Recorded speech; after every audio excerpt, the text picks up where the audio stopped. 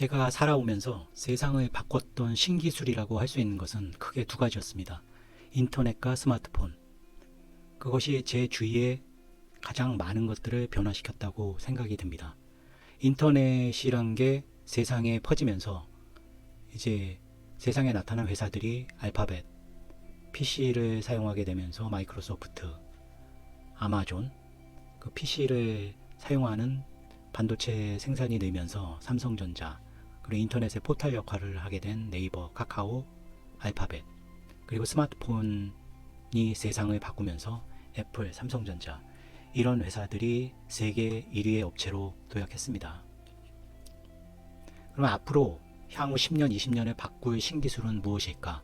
그것의 바른 방향을 잡는 사람이 결국 주식이나 어떤 좋은 템베거 업체를 고르는데 유리할 수밖에 없을 겁니다. 미래의 신기술은 결국 인공지능인데, 인공지능은 현재와 같은 오픈 AI 같은 서버를 이용한 인공지능보다 결국은 개개인이 휴대폰 아니면 휴대폰이 아닌 다른 형태가 될 수도 있을 겁니다. 사람의 피부에 이식을 시킨다거나 좀 더 먼 미래가 되겠죠. 하지만 일단 생각할 수 있는 것은 AI가 동작하는 휴대폰입니다. 그리고 AI가 동작되는 로봇, 그러니까 충분히 실용적이고 인간에 대체할 수 있는 그런 수준까지의 어떤 인공지능을 탑재한 로봇이겠죠. 결국은 이 두 가지가 핵심적인, 제가 살아왔던 5, 60년의 인터넷이나 스마트폰 같이 세상을 바꾼 신기술이라고 생각을 합니다. 그렇다면 이런 신기술에 전혀 새로운 업체가 나올 수도 있겠지만, 현재 많은 빅테크 기업들이 엄청난 자금력을 갖고 있기 때문에 굉장히 유리한 상황인 건 사실입니다. AI 플러스 휴대폰, 그 인공지능이 탑재한 완벽한 휴대폰, 이 신기술을 어느 회사가 선도할 것인가?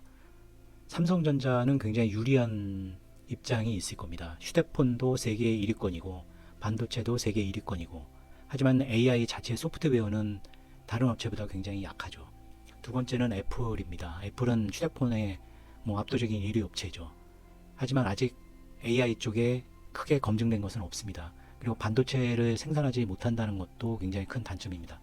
알파벳이나 MS 쪽은 AI 소프트 쪽으로는 가장 앞서간다고 볼 수가 있습니다. 하지만 이 회사들은 또 휴대폰이나 반도체 쪽하고는 거리가 있죠. 물론 그 휴대폰이나 반도체 커다란 업체를 M&A 해서 진행시킬 수도 있을 겁니다. 그리고 엔비디아는 당연히 AI의 반도체 쪽의 최강자죠. 그러면 AI 플러스 휴대폰, 이 신기술이 세상에 널리 퍼질 때 위험한 기업들은 결국 이런 것들입니다. 현재 1위인 기득권 업체, 이런 걸 생각해 보시면 됩니다. 옛날 브라운관 TV 때는 일본 업체들이 세계 1위였는데 브라운관이 LCD나 다른 모니터가 완전히 그 형태가 바뀌면서 기존 1위였던 일본 업체들은 모두 자리를 내줬습니다. 그 자리를 차지한 게 한국의 삼성전자나 LG전자 같은 회사들이죠.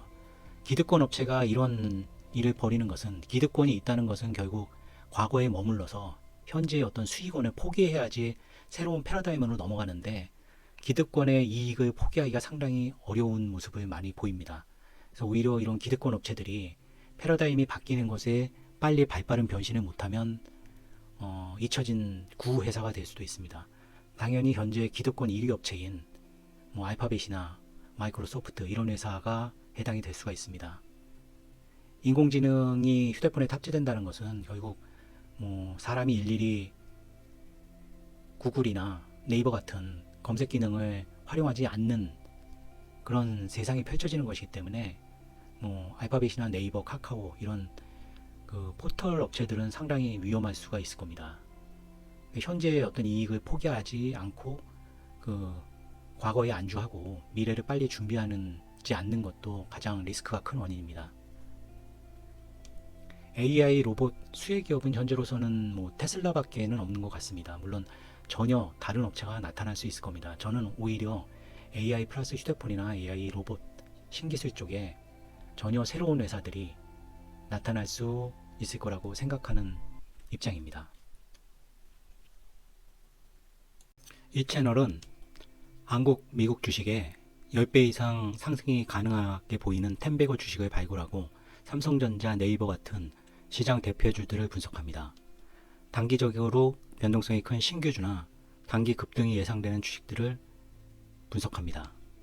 선물 옵션은 나스닥 선물, S&P 500 선물, 코스피 선물 등을 매크로 전략에 의해 방향성을 가지고 분석하기 때문에 선물 옵션은 안 하시고 주식만 투자하는 투자자들도 참조하실 수 있을 겁니다. 마지막으로 원자재는 천연가스, 원유 등 원자재 상품에 대해 매크로 전략으로 매매를 합니다. 모든 매매는 시전 투자이고 무의 매매가 아닙니다. 저는 35년간 트레이더의 길을 걸어왔습니다.